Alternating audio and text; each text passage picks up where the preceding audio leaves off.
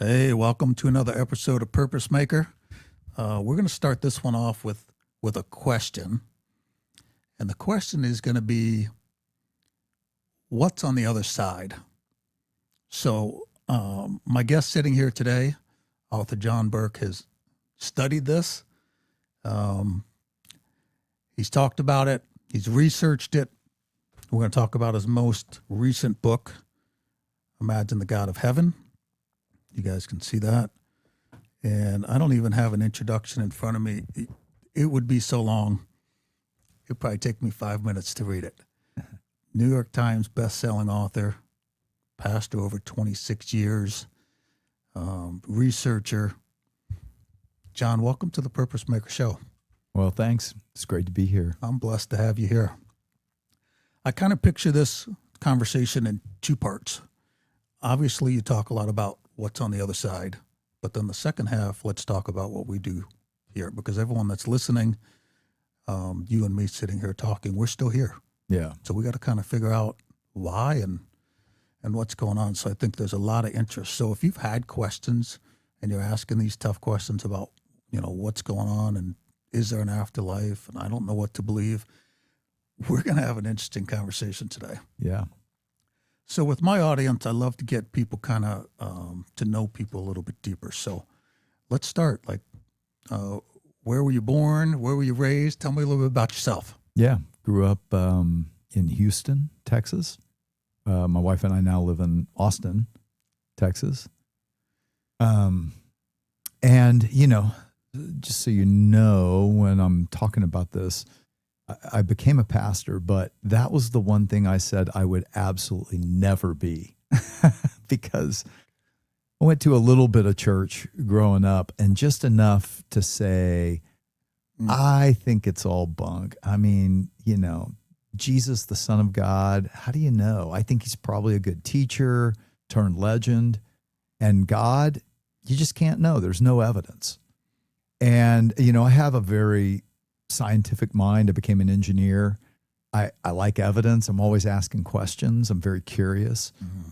And because no one could answer my questions, or I don't know, the people I was talking to maybe hadn't thought about it much, I just kind of determined you can't know. So I was an agnostic when my dad was dying of cancer. And he was on hospice. And someone gave him the very first research that coined the term near-death experience. And this is when people clinically die. So we're talking about no heartbeat, no brain waves. And yet modern medicine, or in some cases, I think it's just miracle, resuscitates them. They come back. And consistently, they talk about the life to come as being more alive than they've ever felt, in a place more real than this has ever felt. And I see this book on his bedside table and start reading it. And I read the whole thing in one night. I was blown away. I was like, maybe this is the evidence I've been demanding. And because so many of them spoke of this God of light who was love, that they never wanted to leave his presence. Many of them encountered Jesus. And they're talking about all this, and I don't believe any of it, but it made me think I need to be more open-minded. And so I started to read the Bible. I started studying. I got into a small group just in a home with some people, and I had a lot of questions still. But after a year or so, I actually came to faith in Christ. And I, even as an engineer, I still had this curiosity. And I just couldn't stop trying to figure out what are these near-death experiences. Now, this is like 40 years ago. This is when they first came out. Sure. Since then, I have studied and or interviewed about 1,500 people on every continent on the globe who have clinically died, had a near-death experience. And I went from a career in engineering into ministry. My wife and I started a church for doubters and skeptics like I was. Mm-hmm. Turns out there are a lot of them in Austin, Texas, where we started it. And we did that for 27 years. And then more recently in 2023, I passed the leadership of that church because I felt like this is something that the whole world needs to know and hear about. And so I wrote the book, Imagine the God of Heaven, which I interviewed 70 people around the globe from many different religious backgrounds. And what I'm showing is that the God they experienced and the characteristics of that God are not necessarily what they expected in their cultural worldview. And yet it's consistent. And it's pointing to the same incredible person who is personal and loving, and nobody knows you better and nobody's more for you. I mean, we can get into all that. But anyway, that's so that kind of brings us to today. And I've just finished writing a book called Imagine Your Purpose from Heaven, which we can talk more about, why I wrote that. I want to hear a lot about that. Yeah. Yeah, this being called Purpose Maker, that's the main focus. Mm-hmm. I've said we can endure suffering, we can endure pain, but if you have a loss of purpose, that's it. It's true. Right? And I think a lot of people try to bury those feelings, and that's where you run into the agnostic and the atheist viewpoint. They just don't want to ask some of those really, really deep questions. Yeah. In your 26, 27 years as a pastor, did you ever come across anybody that was mad at God? Oh, yeah. I mean, I don't want to put everybody in one lump category because some aren't, but most of the atheists I met, and I met a lot because we were a church that said doubters welcome, come as you are, no perfect people allowed. And most of them I found had been hurt by God. In other words, they may even have grown up believing, and yet God let them down. I felt the same thing, quite honestly. Like when my dad died, I was in the whole struggle of, do I believe? Do I not believe? And so I was praying, okay, well, God, if you exist, then heal my dad. Well, he didn't. Right. And I was like, well, then, I'm out of here. Yeah. Yeah. I had a more explicit word. And I was, that's kind of where my heart was at that moment. And yet in that pain, I also realized something. And now looking back, Michael, I think that was God really speaking into my soul, because the thought was this: okay, if there is no God, or there's life without, you do life without God, this is all you get. So yeah, your dad was your best friend. You loved him. He loved you. That's it. Pain, suffering, and then nothing. There's no hope that something good could be made of all this pain and suffering. But if this is true, that there really is this God of love who really does have a plan and a purpose, even in letting us go through this pain and suffering, then there's hope that something good can come even of all this. That kind of turned me around. It changed my trajectory from screw you and going my own way, which I'd already gone my own way, and now I was just beginning to come to faith, right? So it kept me in the game. If you could, with all the knowledge you've learned now, if you could go back to that time when your dad was alive, and you said the prayer to keep him alive, what would your prayer be now? Wow, that's a tough question. It would be the same. It would be the same. Because, of course, I want him. I want him alive. The problem is, now 40 years later, I can see a lot of things that I could not possibly have seen then. That if he had been alive, some of the things that I've been led to and done and all that, I might not have, probably wouldn't have. Now, I'm not saying God took my dad's life so that these other things would happen. I actually don't believe that. Right. My dad was a smoker. He got lung cancer. It's a consequence of smoking. Those decisions, right? Yeah, there are decisions. We have a free will. God really honors our free will. More than we'd like. More than we don't like. We want it, but we don't want the consequences of it. You know, I mean, that's the truth. What about saying a prayer, God, if it's your will? Well, that's more I've now come to believe more and more that that's actually what I want too. Back then I didn't, you know. I really thought if I followed God's will, he'd screw my life up. You know, I knew what I wanted and I had all these goals and plans and, you know, as an engineer, I was going to go get my MBA, start my own company and blah, blah, blah. Make tons of money, fly around private. Of course. Yeah. Well, you have a different trajectory, don't you? Yeah. So now that it's about saving lives, that's literally we're saving souls. Mm-hmm. What are some of these near-death experiences that you've just been like, this is incredible that these people are talking about? You know, you said there's a common theme there, light and love, but some of these stories are phenomenal in your book. Yeah. Phenomenal. Well, let me start here for the person who doesn't know the landscape. So I have been studying, like I said, about 1,500 of these over the last 40 years. And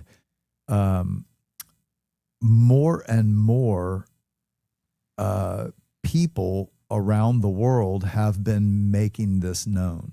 So now today, I mean, there's tons out on YouTube or other places. My podcast, you can see them, you can hear them.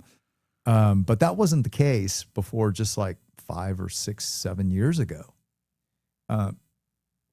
But what all the way back in the 80s when I was working as an engineer and I was still skeptical of all this, what started to convince me, because a skeptic will say, and I thought this, well, this is just brain-based. This is neurotransmitters flooding the brain at the point of death. It just makes the passing easier on a human, but it's just in the brain. Or, you know, how do we know it's not some kind of hallucination or, you know, drugs in the hospital or something like that? So there are all these alternate theories, but they're all brain-based. That's the bottom line. What started to convince me that could not be the case, and I'll tell you just a few stories to illustrate it, is that when people die, they claim that at first they are up above their bodies. They're still themselves. It's like they have a spiritual body, but they're fully themselves. And in fact, many times they don't realize they're dead. Isn't that bizarre? They feel so alive, not just with 5 senses, more like 50 senses. They probably feel good. They Nothing feel hurts. wonderful. Yeah. They do. And then they realize, oh, that's me down there, like their physical body. I must be dead. But it's not troubling to them at all. And when they are resuscitated, though, because they were up above watching their resuscitation or what was going on, they can report things that can be checked out.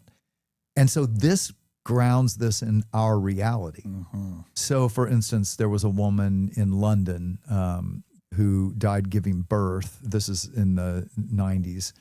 She's in, I think, Imagine the God of Heaven. And she travels, so just like many of them, she's first there hearing the nurses and the doctors panic and try to resuscitate her. She's losing blood. And then a portal opens up. It's like a tunnel or a portal, they call it, and they start to travel through it at great speed. And she comes to this place with this God of light, so brighter than the sun, but not hard to look at. In fact, mesmerizing. Like looking at the source of an atomic nuclear explosion, they say, with energy. And yet what the energy conveys is love. This is a love that is, our word love doesn't even do it justice, they say. And she says in his presence, He gives her a life review. This is another commonality we can talk about more, but he says, your son Michael is going to live. You need to go back. And there were other things, conversation she had. She felt a lot of guilt, and a lot of shame. And in his presence, she felt forgiven. She comes back, and as she's coming back into the room, she passes through the ceiling and notices on the top side of a ceiling fan a little red sticker. Yep. And she comes to, they revive her. She's trying to tell the doctors and nurses, I saw God. I had this incredible experience. And they're like, yeah, it's the drugs. We gave you, they will give you some antipsychotic drug. But she was able to get this one nurse, and she said, here's what you said. And the nurse realized, okay, you had no brain waves when I was saying that. How did you know that? And she said, look, to the nurse, I can prove it to you. Go get a ladder and look on the top side of that ceiling fan. There's a little sticker, a red sticker, and here's what it says on it. And the nurse gets an orderly. They go look, and sure enough, there's what it was and exactly what she said.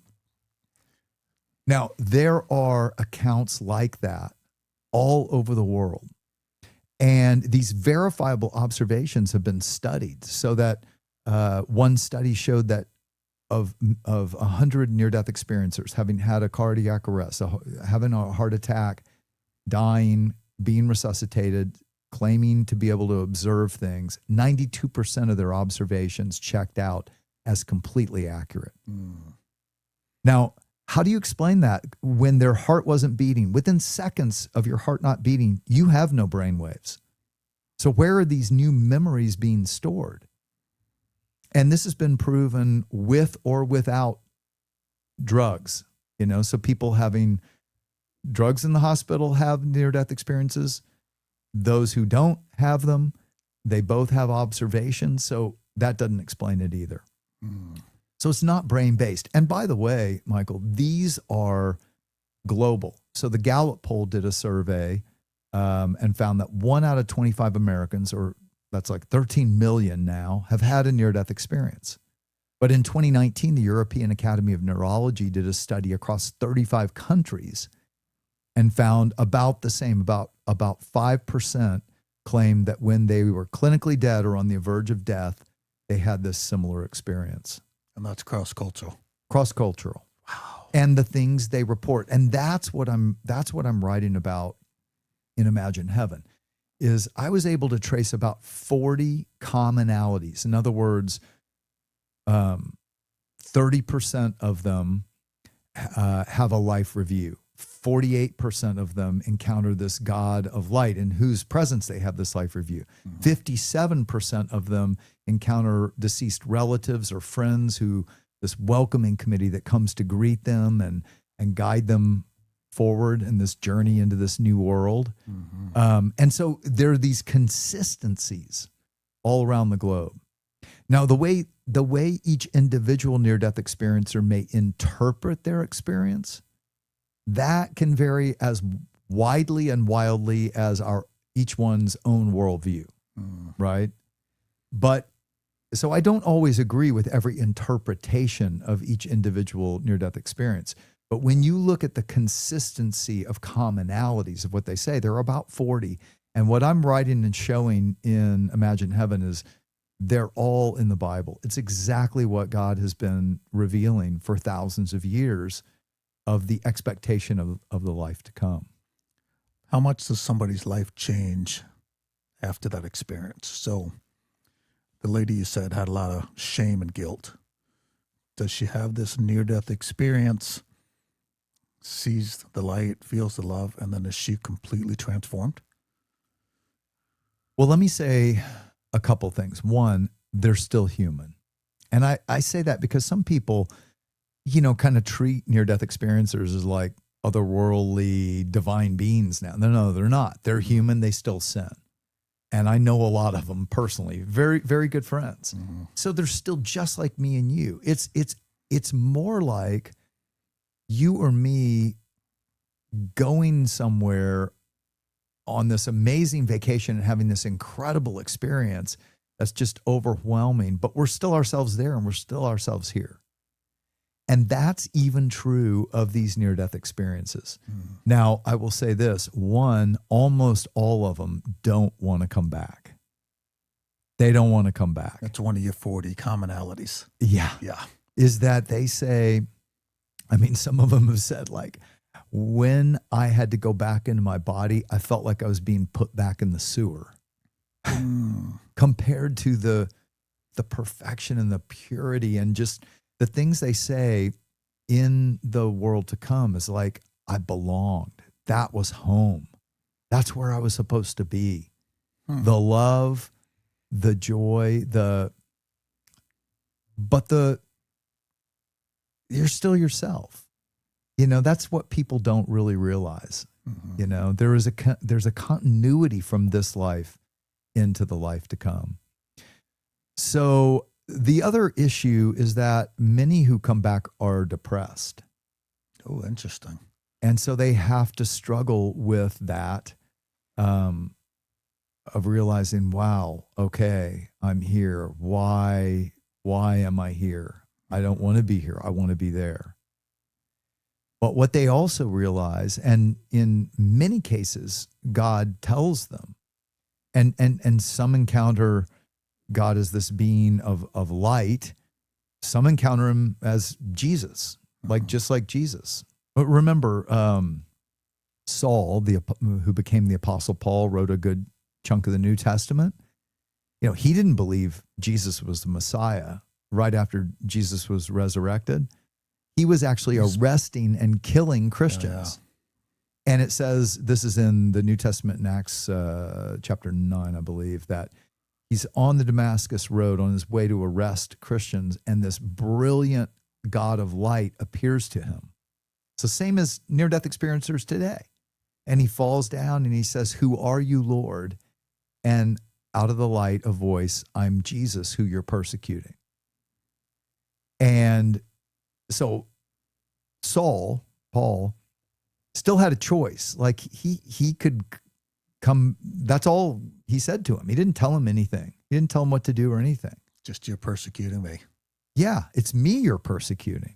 You think and you know, it's an interesting story because Saul thought he was doing some good work for God by killing these followers of Jesus because he thought Jesus was a blasphemer. He didn't, you know, he basically took, some of the Pharisees took all the miraculous works that Jesus did, which interestingly, by the way, historically is in the Talmud, the book of the Sanhedrin of the Pharisees who crucified him, saying that they crucified Yeshua, Jesus, for sorcery because he led Israel astray. Why sorcery? Well, if you read the New Testament, because he did miraculous works. They couldn't deny it, and they didn't deny it. They just claimed that instead of doing them by the hand of God, that he was doing them by sorcery. By his own, yeah. Yeah. Well, anyway, all that to say, many people come back and, you know, they struggle with, I don't want to be here. I want to be there. That's where I belong. But they realize they still have a purpose to fulfill. And that's what keeps them going.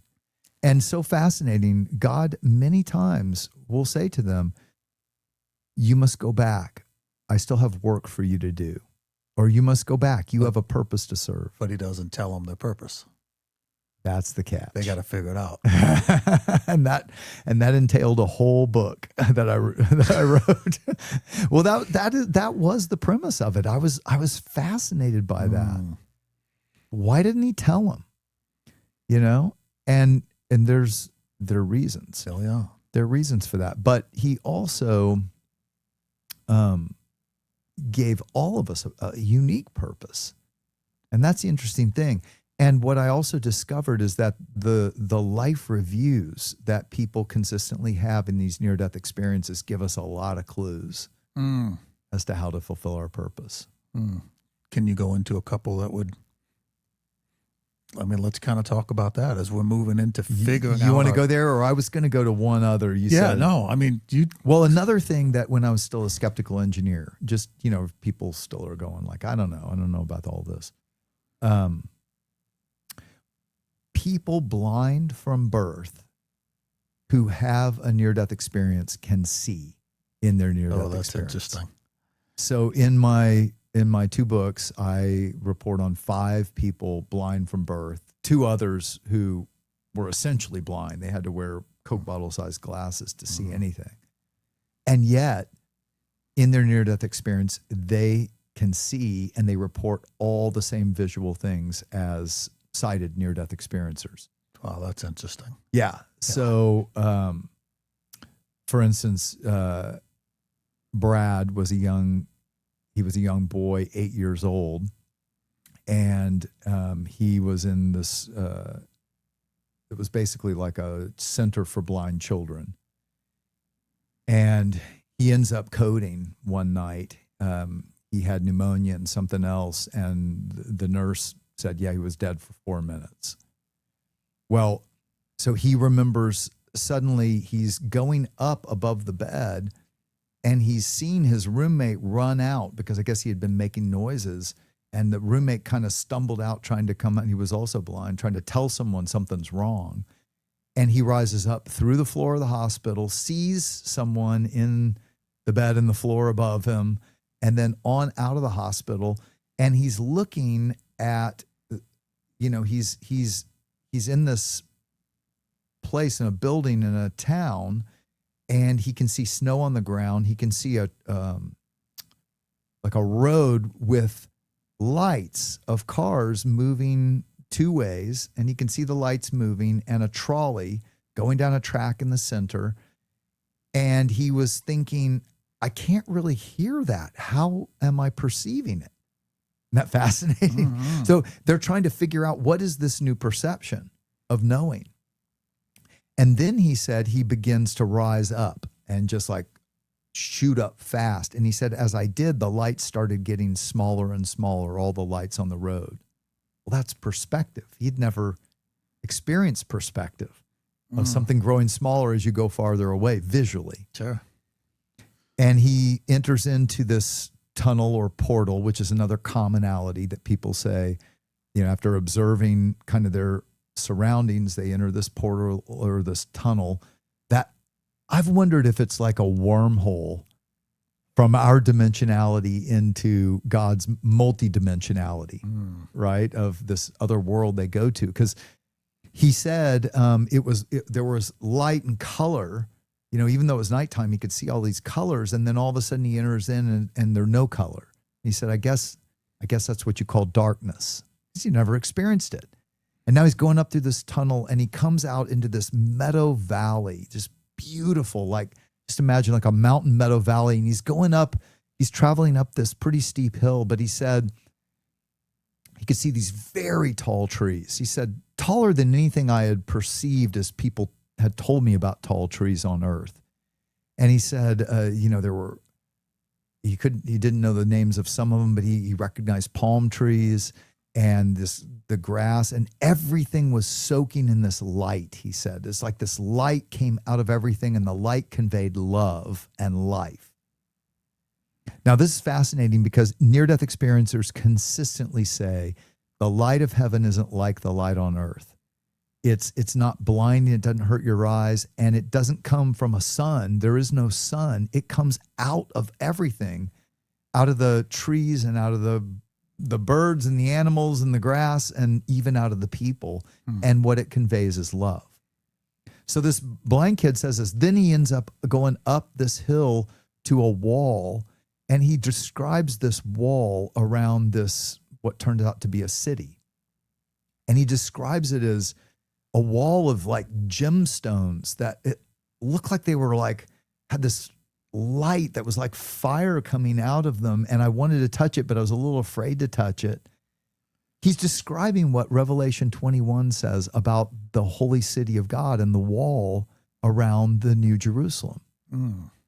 And then he says he starts to go into this kind of round, he called it like a tube, but it's what people have said. It's more like an archway. And he starts to go in, and he said, and that there was smooth stone. Well, interestingly, John talks about how the gates of the city were of pearl, which is very smooth. which is very smooth. Yeah.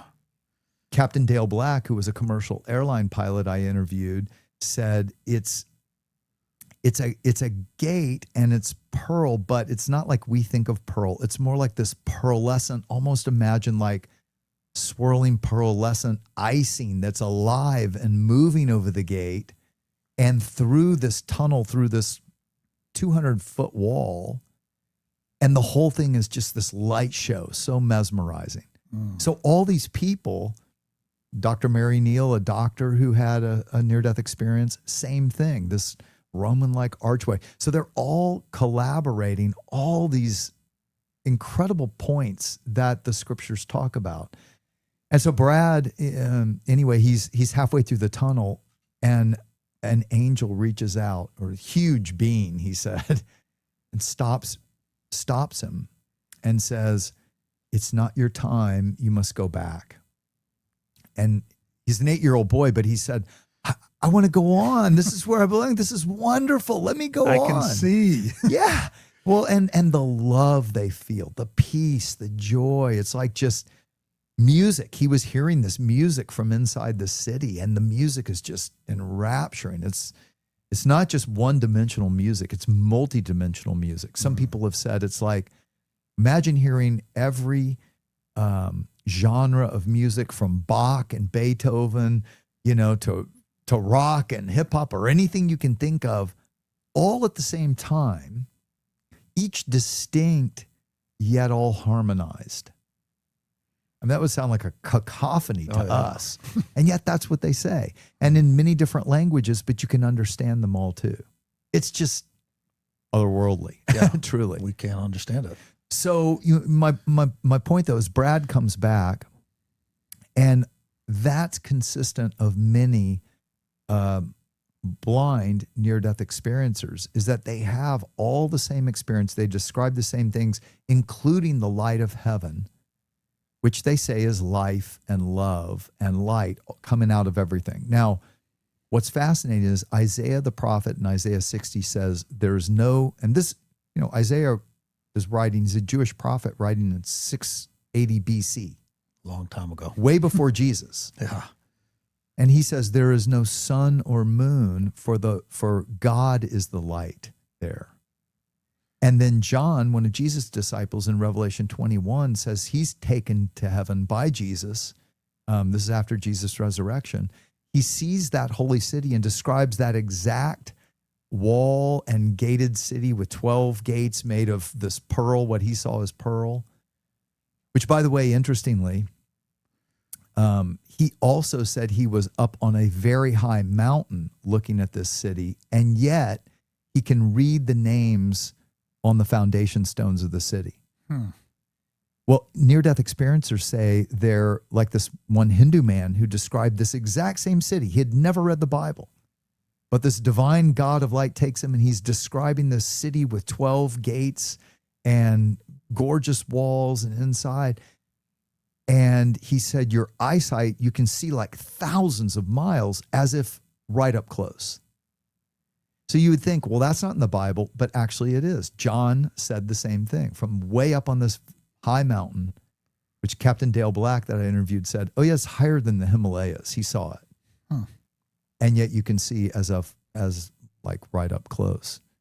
So these even blind people consistently say what Revelation 21 says, because John says there's no sun or moon. The glory of God is the light of heaven. And of course, John also said God is love. And Jesus said, I'm the light of the world. Whoever follows me will never walk in darkness, but have the light of life. So right there, life, love, light is the glory of God. And it's kind of like the energy that pulsates through everyone and everything. That's nice just hearing you describe it. I get excited about it. I mean, I've heard so many of them describe it. I'm like, let's go. I want to see it. But not yet, because I know I still have a purpose. Well, that's a good segue into let's figure this out. Okay. So I don't know if we said it at the beginning of this, but I said it before we started. We can endure lots of pain and suffering, but we can't endure loss of meaning or purpose. No. So your new book coming out is going to be Imagine Your Purpose from Heaven. Imagine Your Purpose from Heaven. So how do we start figuring this out? Well, what made me want to write it is how many of these near-death experiencers, almost all of them, that in God's presence, he tells them, you must go back, you still have a purpose to fulfill. Or in some cases, he says, go back, you still have work to do. But he doesn't tell them what it is. And in fact, one of the ones that I quote in the book was a CEO, Randy is his name. He owned a biomedical devices company that he had started. And he has 6 blood clots in his leg travel up and block his lungs. And then he goes into sepsis too. He dies there, 30 minutes in the hospital dead. He rises up above his body. He sees that on the plane of the earth, there's like a battle going on, like this angelic battle. He cries, it's kind of weird to him, and he cries out, Jesus. And as soon as he does, he's in this incredible place of beauty, and he's being held. Like from behind and from the side, he feels these arms around him. And he knows this is Jesus. And he said, he turned me around and he said, I looked into the eyes of love.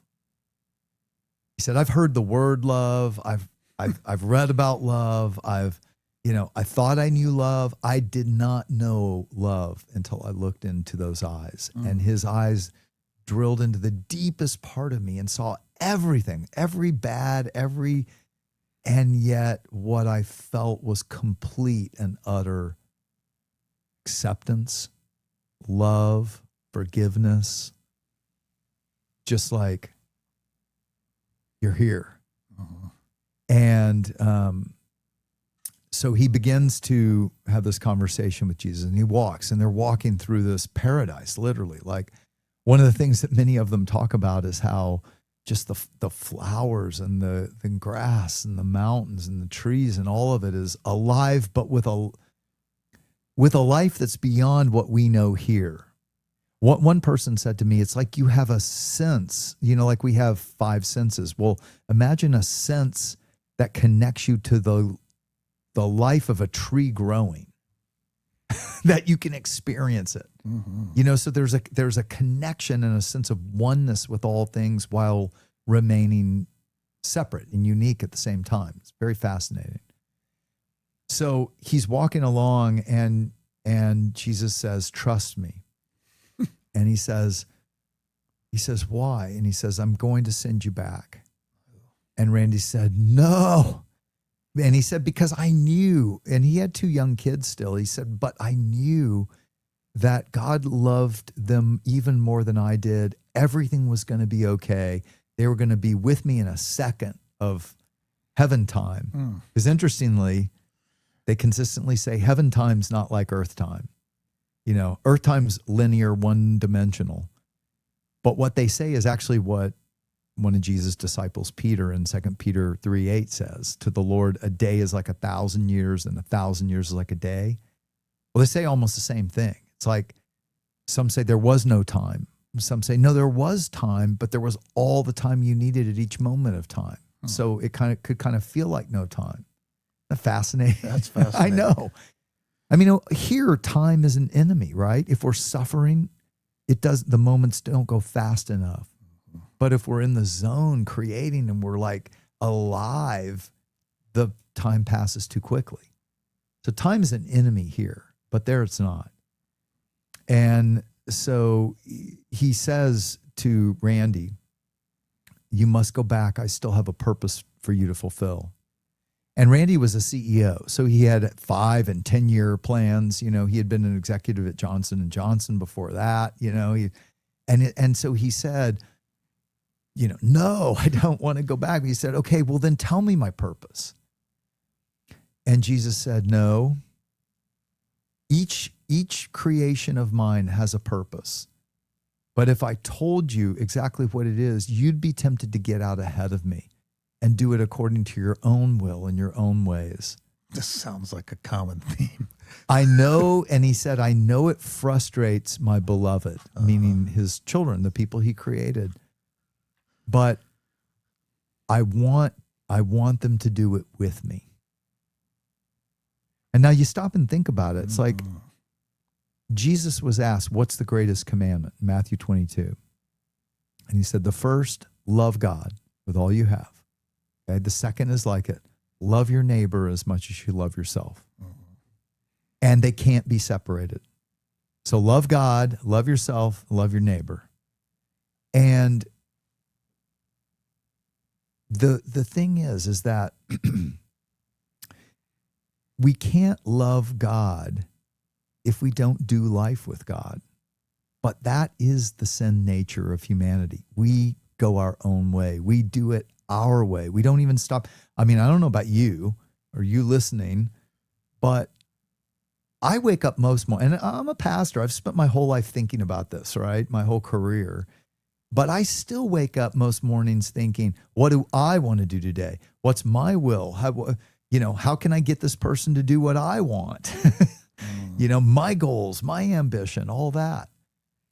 And it's not that any of that is wrong. It's just wrong ordered when we don't first go, okay, here are my plans and here's all the things I'm thinking. What do you think, Lord?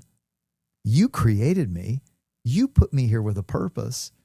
I don't want to get out ahead of you. How do I do your will even as I seek to do my will? That's a tough question to ask. It's very tough. It's moment by moment. You live your purpose moment by moment. Not out in the big, huge moments. That's an important distinction. I'm working on getting my first book done. And a lot of people in my description of it, a lot of people think about purpose like a piece of luggage that you've lost. Like I've lost my purpose, like it's a physical thing that you've got to then go find. And it's not, and you're confirming that's not what it is. It's not this physical thing that you have to go find. No. And, so in writing Imagine Your Purpose, I'm really looking at these conversations and what the scriptures have already told us and how they connect, but also the life review, which tells us a lot about it. So interestingly, this life review is experienced by about 31% of people having a near-death experience. So, all these 40 elements I talk about, not everyone experiences every one. I mean, some pretty complete, but most experience some of them, but they all overlap. So they're consistent in talking about it. And the life review is fascinating because, like we said, time works differently. So in God's presence, he will give them a life review. And what happens is, and it's fascinating because he's very creative. I mean, I've just been walking around looking at the varieties of beautiful flowers around here in Bay Harbor. It's gorgeous. And I'm in awe of God because I'm like, you are so freaking creative. My gosh, why not just make one beautiful daisy and a bunch of different colors of it? But no. It's different colors, it's different textures, different flowers, different animal species. We haven't even chronicled all of the species that are alive on planet Earth. We've chronicled about 2 million, but scientists think they're like 7 million because we're finding so many new ones every year. It's wild. People don't think like that. Think about the creative mind behind that, Oh, yeah. And, and that's who these people are meeting, right? But what happens in the life review is each one's a little different to match the person, right? So there again, creativity. But consistently, it's like they watch their lives almost like a 3D hologram all of a sudden with the complete scenes of every scene of their life in many cases, but the emphasis is on their relationships. So the emphasis is not on what great accomplishment you had or the kinds of things that our world celebrates, really.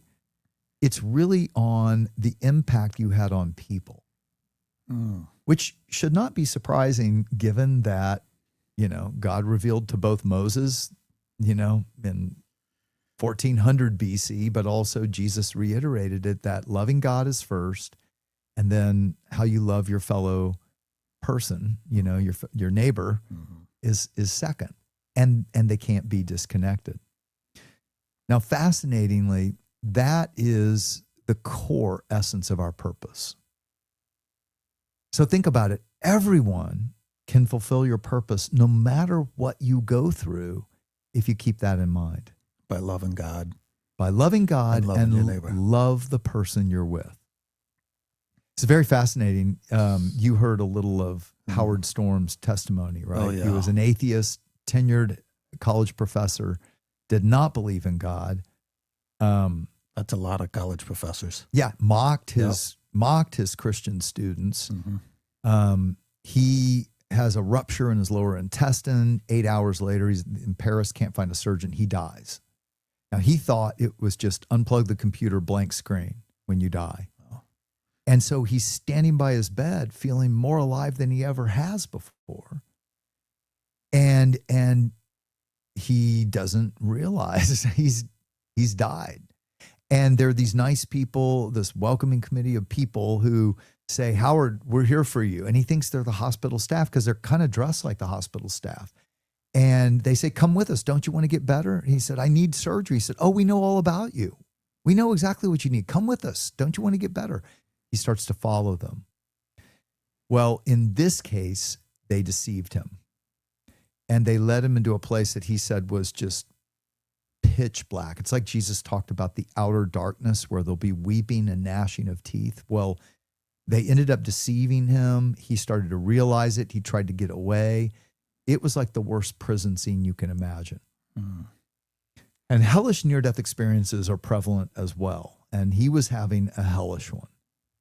And what he said is, when you reject God and you turn away from God, the only thing there is the creature playing God, trying to dominate or be dominated. And that's what this place was. That's what he said. So, but even in this, he cries out because he remembered a song when he was a little kid in Sunday school, Jesus Loves Me. And in desperation, he just said, Jesus, if you are, how could you love me? But save me. And he claims that into this darkness comes this pinpoint of light, becomes brighter than the sun, but not hard to look at. Arms reach out, pick him up and hold him. And he said, as he just weeps like a baby, realizing how wrong he was, Jesus starts to just rub his back, almost like a father, like with a long lost son. And then he takes him out of there. And in the presence of these angels, he gives him this life review. And the thing that Howard, you heard him say, like at one point, and here's what's so amazing is like he had totally rejected God, rejected Jesus. So he's only known him now for a, split second practically, but he felt like this is my best friend. Like this is the person who loves me more than any other. This is my creator. He felt so known, so unconditionally loved, forgiven by just calling out to him, and that's so in his presence though, he gets this life review. And one of the things he said at one point is they skipped over the scene where he received this award for being like art professor of the year. And they gave him a big banquet and a cash prize. And it wasn't there. And he stops and he goes, Jesus, you're skipping the most important moment of my life. And Jesus said, no, that's not important. What I want you to see is how you treated the students. Ooh. And then he showed them. And it's fascinating because he showed him this one student, Homer, who came in and was just devastated because his girlfriend had broken up with him. And he comes in and he's like crying about this and asking Professor Storm's opinion. And Howard saw his thoughts in his life review. Like his thoughts, all the thoughts and motives are out there to see. And his thought was, I don't have time for this whining 18-year-olds romantic failures. They don't pay me enough for this. So he's just totally disconnected, brushing them off. Yep. And what Jesus is showing him is that every life matters to God, and how we treat one another is what matters most. Now, on the positive side, what he also saw is how he treated his sister when she lost her pet. And he heard her crying in her room, and he goes in and comforts her. And he said, I felt the joy of Jesus and the angels. I felt their joy over me doing that simple thing. And so what many people see in this life review is not only that, they see much more. They see that every little act of kindness also has a reverberation or like a ripple effect through humanity. And they get to see how kind of the smallest act of kindness then can travel to another and change another and another, which I would have never thought about. I'm not wired that way. I'm type A, big goals, big dreams, go make change the world. Mm-hmm. But God's plan to change the world is one life at a time. Now, it may influence millions of lives, but what we may end up seeing in our life review is it might have been something very unseen by everybody else that caused the greatest ripple through your life. And that's something to hold on to in purpose. That no matter what else we go through, even in the sufferings, how we comfort others through our sufferings, that can have a huge impact that you'll only one day see in your life review. Is it clear to say that you cannot separate your purpose from God? Well, no, because he created us. Why? And this is what I find people misunderstand the most. He didn't create us to be moral. He wants us to be moral, but sometimes you get the impression from some religious people that God's main concern is that you do the right thing and don't do the wrong thing. But stop and think about it. If that were his main purpose, he's God. He created everything. Don't you think he would just make us or could make us do the right thing? Mm-hmm. But he gives us free will. Why? Because he doesn't want slaves. He wants children who love him. And you can't have love if you don't have free will. I can fall in love with someone. I could give her gifts, try to buy her love. Maybe she sticks around because she likes my gifts. How do I know she loves me? You can't buy love. Can't buy love. You can't force love. Yeah. I could put a gun to her head and say, act like you love me. But we all know that would be out of fear, and that wouldn't be true love either. And that's true of God as well. God created us in his love. He is love. There is no love apart from him. If you've ever experienced any love, it was just borrowed from the source. You're just experiencing a tiny taste of the love he actually has for you that is channeled through you to others or through others to you. But it's just a tiny taste. And so, yes, we only fulfill our purpose when we are reunited, reconnected to the creator of our souls who created us in love for love, starting with his love and then to love all the people around us. And that love was meant to last forever. That's what I finally realized when my dad died, is that why does love hurt so bad? Well, because there's something wrong in this life. God is missing. You know, Jesus taught us to pray, Father, your will be done on earth as it is in heaven. Mhm. It is done in heaven. It isn't on earth. Not unless we're willing. And so that prayer is starting with me, let your will be done on earth. Only if I'm willing. And that's the problem with earth. That's the suffering. That's the suffering That's we feel. what we feel. Sure. But it's going to be resolved. So yes, that's a long answer, but I believe that the way back to our purpose is through daily, moment by moment relationship with God. And he's like your best friend. He's always there. That's the other thing near-death experiencers realize. He's closer than we think. They see it in their life review. Yeah. This Jewish girl that I interviewed, she grew up in a very abusive father. I mean, it was bad. Every night he told his daughters, there is no God. Your life is worthless. Jesus Christ is the biggest hoax ever perpetrated on mankind. Her name is Heidi, but Heidi always believed in God despite that and prayed to him every night and felt comforted, you know, because she had an abusive father, but she felt like she had a real father in heaven. Well, at 16, her horse rears back and steps off a cliff and falls on her and crushes her. Instantly, she said she's 30 feet up above, watching the scene of the accident, watching her sisters freak out. She said, I felt wonderful, but I felt horrible that they had to watch me die this way. And then she sees a light over her right shoulder and she turns and looks and she said, I know you. And she said, here is this man of light in a white robe, but it was a robe of light, and it was light that was shining that caused her to see it. And she said, this was Jesus. And I knew him. I knew he was the God I had always prayed to, even though I wasn't even allowed to use his name. Talk about it. Right? Or talk about him. And then in her life review, he shows her, she sees herself as a little 8-year-old girl praying at night for comfort. And Jesus was sitting by her bed. She saw that in her life review. They're comforting her.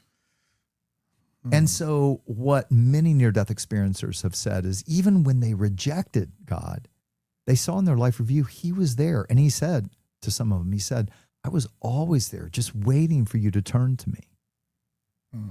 And because what he wants is to do life with you. All of it. He gets you. Your humor, he gave it to you.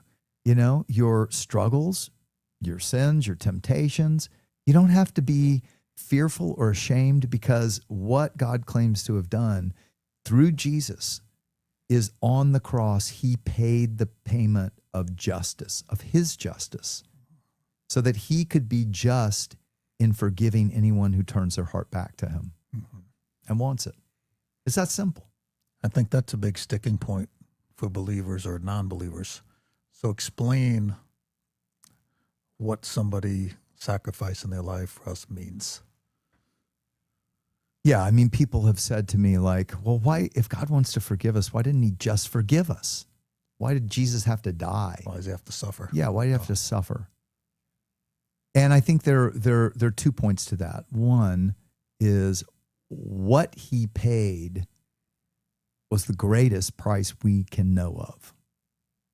So the answer is that it cost everything. Our rebellion, our going our own willful way, which we don't think it's a big deal, but according to God, it is the source of all of the stuff we hate on this earth. You know, that cost the ultimate price for us. So death doesn't just mean physical death, it means separation. So death physically is when my soul separates from my body. But if I am spiritually dead when my physical body dies, meaning I'm disconnected from the source of light and love and life and joy, what is there apart from that? There's outer darkness and there is just chaos. The creature trying to play God. And if you want a good look at it, just look at Hitler, look at Stalin, look at Idi Amin. We've got lots of examples. Look at abductors who just torture their victims. It's like, it's horrible. Mm-hmm. And here on this earth, I believe for a short amount of time, God gives us a little taste of heaven and all the beauty and love and joy and happiness and fun and laughter and enjoyment, and a muted taste of hell. So we also experience, like what life apart from God ruling, God's will, God's way being done. Mm-hmm. So, I think that's the why he allows this for a temporary amount of time. We're learning to love. We're learning about the love of God, and we're learning to be free, but learn how to submit my will and my freedom, not just to get whatever I want, but to want what God wants, because we do realize that he loves us most and wants the best. And so we'll trust him. And I think we're learning that. That's hard to do sometimes. Oh, for all of us. Mm-hmm. And that's the amazing thing too, is even in our failures, he doesn't condemn us. People don't realize this, but many people know the famous John 3:16 verse, where Jesus said, God sent his one and only Son into the world that whoever believes in him would never perish but have eternal life. But the next one is, for God did not send his Son into the world to condemn the world, but that the world through him might be saved. In other words, God's not standing ready to condemn you or beat you up, even for your failures. He's done all that needs to be done to wipe that clean and forgive it, and it be done. What he really wants is your love.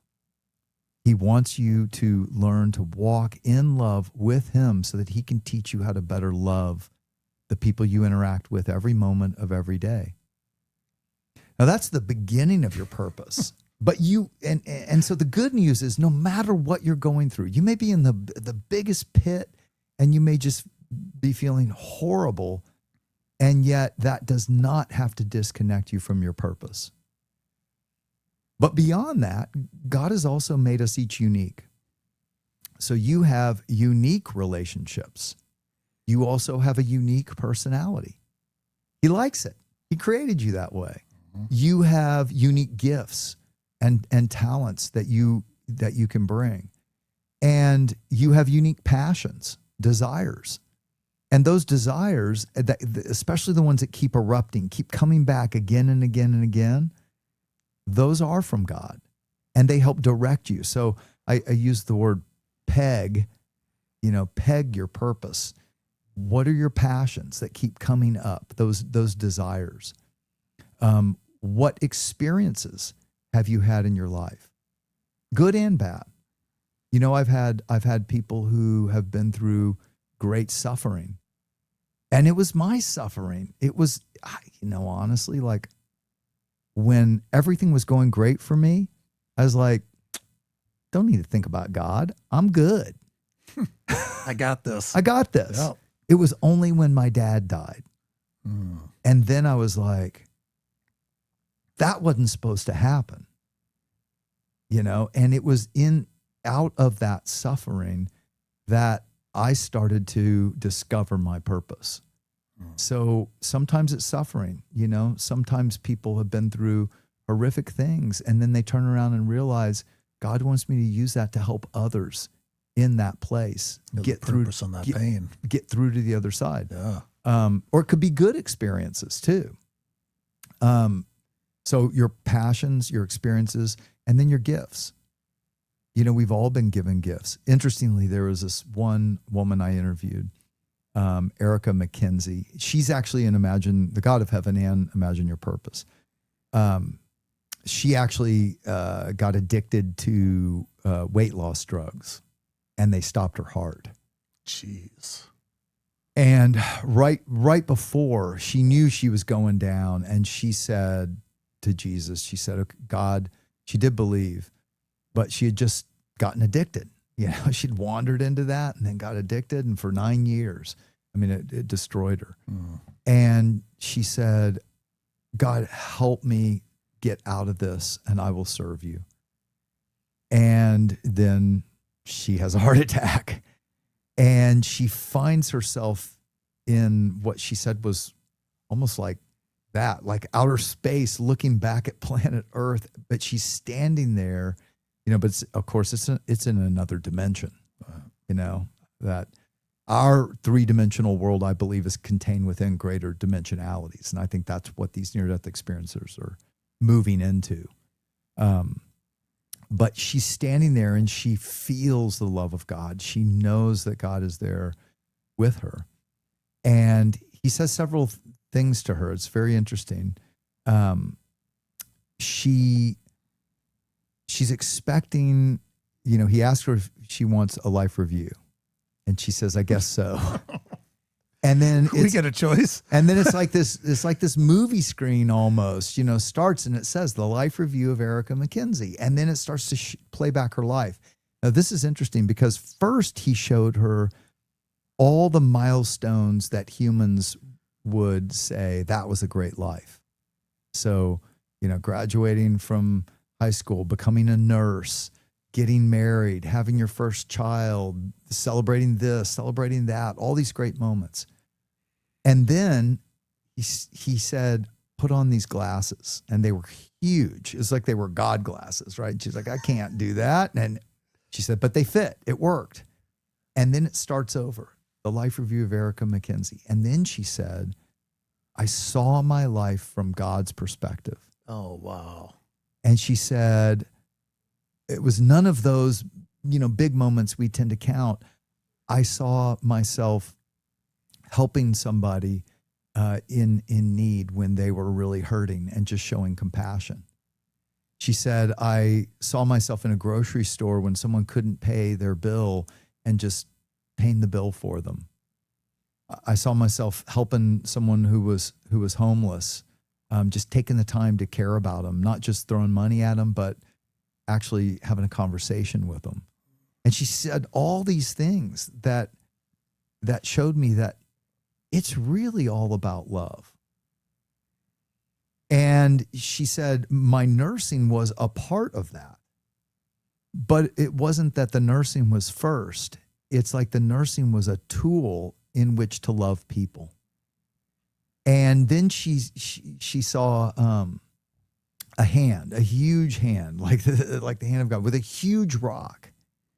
And he said, Erica, you're like this rock. And there was a light coming out of the rock. He said, the light is of me and you are of me. You are to be the light.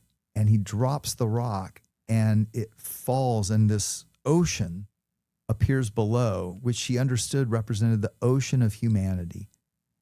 And the rock falls into it and a single ripple, a wave rolls out. And he said, your life is meant to be the light that ripples through humanity to change lives. And then she sees like shelves open up to infinity. And on every shelf was a different gift, kind of like you would see wrapped for Christmas. And she's like looking and she realizes, I can't see any two the same. And then God says, Erica, when you were born, I gave you the gift of beauty and I gave you the gift of patience. Okay, now this is interesting because what had driven her into bulimia and, you know, eating disorders and beauty was that people in middle school had teased her because she was beautiful, but they were jealous. Oh, interesting. And so she grew up a little faster. So they teased her incessantly. And she wanted to, you know, she wanted to be skinnier, thinner. And that lie took hold and drove her into that. And so he said that. And she said, what I realized, and he said, I give all my children gifts when they are born. And do you know, I will give them even more if they ask. Oh, that's interesting. Well, Wisdom, That's 1 Corinthians 12. which is Paul said, I don't want you to be ignorant about the spiritual gifts God has given you. Now, I think there are natural gifts like talent or beauty. And by the way, God said to Erica, I'm sending you back because remember, you work for me now. But I'm combining with your gifts of beauty and patience. I'm giving you the gift of wisdom and discernment. those are two good gifts. Yeah. Yeah. So we all have passions, experiences, gifts, and that's part of it. You peg yourself. You realize, okay, God has created me unique. Now, how can I use this to serve God and to serve and love people? That's another big part of your purpose. So at the dinner Thursday night, I showed you a picture that I took of a patient that had a book. And the book that patient had was your book, Yeah. right? She's a nurse. So talk about a tool to be able to love people and love God and honor that. And speaking of gifts, I got you something too, because I like to give gifts. Oh, thank you. We already talked about this one a little bit. That's Life's Golden Ticket. If you flip it over, that's actually what we named it there, Life's Golden Ticket. Clearly, you know what that is. I love that. But that one is olive wood from Jerusalem. Oh, that's fantastic. And then something local, so you never forget us up here. Ooh, I love honey. And hopefully I'm on a low sugar diet. that's considered low sugar. It is. Honey is the one thing I can sweeten with, so that's perfect. Yeah, and I think you can travel with that. So Yes, thank you so much. It's super easy. That's awesome. So we got purpose. How does identity tie into purpose? It's an entire chapter in the new book, because if we don't know who we are, which comes from knowing whose we are, we end up spending our energy and our time trying to prove ourselves to the world, and it leads us on shadow missions. Yeah, it never works. The false missions. Yeah. And many people do miss, I think, not all. And by the way, that's the other thing. It's never too late to fulfill your purpose. Even if you've made tons of mistakes and missed it completely up till now, God is the God outside of time. And he can take all of those mistakes even and redeem it and use it for the rest of your life. So it's never too late. But what was your question? The identity. How does the identity tie into the purpose? Yeah. So what's so important is to understand that we don't use our purpose to prove our identity. We have to find our identity in who our Creator created us to be, so that we have the confidence to complete our purpose. Even when people don't understand it, some people may oppose it, even your own parents. I mean, I'll be honest, like, I was magna cum laude in engineering and science. And I mean, my parents and all my relatives, they're like, oh, you're brilliant, all that. And then I go into ministry and they're like, whoa, what? What are you doing? You're wasting your gifts. Oh, yeah. Yeah. And I mean, I got some talking to. Really? Because they're like, you're wasting your gifts. But I wasn't. God created me to be a researcher. So that same mind that, goes to the end of a problem in engineering or can think abstractly mathematically, he used to research and study all these things and to put the pieces together to try to help people understand it better. He gave me the gift of teaching. He also gave me the gift of leadership. So I started a church that grew to thousands of people thousands found faith, because we created a space where it was okay to doubt. It was okay to ask questions and wrestle. Well, you created a space that people were able to figure some of these questions out. Yeah. That's kind of what you do building a church that large. Well, they're there. The answers are there if your heart is open and you're willing to put in the work to seek. That's the key. You It got to is. really search, because it doesn't just hit you in the forehead. No. You got to be seeking. And that is where I think, back to identity, so many people Maybe because of ways they were cursed growing up. They'll never amount to anything, or, man, you are stupid. Those are curses, right? And I've heard they, that before. and they seed into us, or, like what you went through growing up. Well, Yep. sorry, you'll never amount to anything, right? Because you have a deficiency. Yep. Well, it's not true. God actually uses those things for good when we do, but those can affect our identity. Those statements or sayings that they're not true. They're not what God says. I was angry at God for a long time for that. I bet so. Yep. Yeah, I can imagine. And I think that's a part of it. A part of it is understanding that the way God sees us. Now, all of us are flawed. We all have deficiencies. We all have different things that we struggle with. This is the thing from 27 years of pastoring. Everybody struggles. Mm-hmm. They might not show it. It might look like their lives are all Trying together. to hide it. But everybody struggles, and mostly alone and in secret. Mm-hmm. And that is a part of human existence. It's not that we do or what we struggle with, it's what we do with it. And, when your identity is that God created me in love, for love, he sees me as his own child. And one day all this will be gone. It's temporary. But who I am and whose I am, that will never change. And he says he loves me and he loves you and he loves everyone listening to this so much. He would stand in front of the bullet for you, for your life. He did. That's exactly what he did through Jesus. He proved how much he loves you. Mm-hmm. And he wants the best for you. He doesn't want to take life from you. He wants to give more of it to you. He wants you to fully actuate who he created you to be. And by the way, when you do, you come alive. So when we start to reroute our identity there, which means many times we have to come to terms with the scripts that play in our minds Of who we are. Right. I am a doctor. I am an engineer. That was a big one for me. I mean, I felt like I was dying when I left my career in engineering to go into ministry, when I had said in the past, I remember looking at a pastor once and going, what a waste of a life. I will never do that.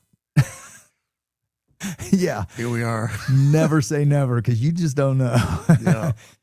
But it's funny because after, pretty much living most of my life, 62 years now, it's exactly what I was created to do. And I came alive. Teaching, researching, helping people through the knowledge that I had, attained, and seeing other people's lives affected and changed, just so gratifying. Thank you for being you. Well, and that's not what you're supposed to be, right? And that's not what someone else is supposed to be. Someone is supposed to be a doctor. Sure. I interviewed this medic for Imagine Your Purpose. Really cool story. He's a life flight medic, and a bird shot through the window of his helicopter and hit him in the chest at 140 miles an hour. And suddenly he's standing outside the helicopter as his partner and the helicopter fly away. And he's like, am I dead? What happened? And then he sees these angels. Anyway, he comes similar into the presence of God. And the first thing that he says to him is, well done, my faithful servant. And he shows Jeff all these times that God said he had tested him and he had been faithful. And they were these little things about taking time for people or caring for people. But then he also showed him a time he tried to walk away from being a life flight medic, from his medical career. Yeah.